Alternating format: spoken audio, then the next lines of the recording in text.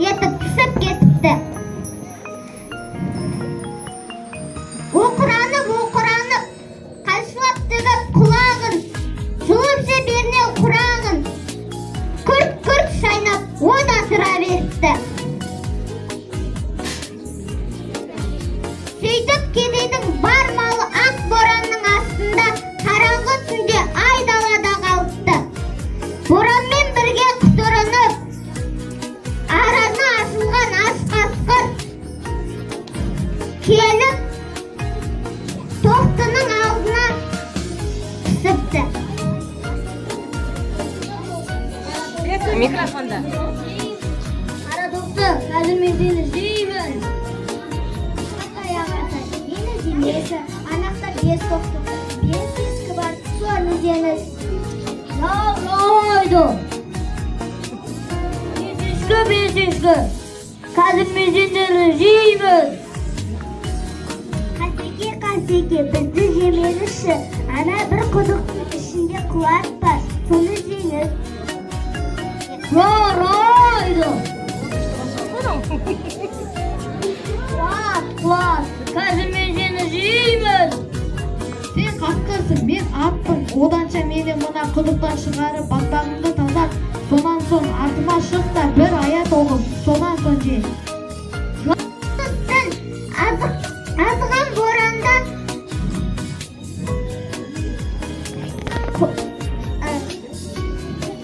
құла ат қасқырдың шекесінен бір теуіпті.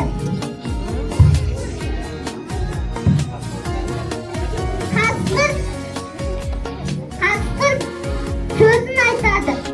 Енді қара тоқтың тоғылан басым-ау, бес ешкіні жемеген бағлан басым-ау, құлақты құдықтан суырып алған аллан басым-ау, артына шығып Құран оқып көз жұмар молда ма едім-ау.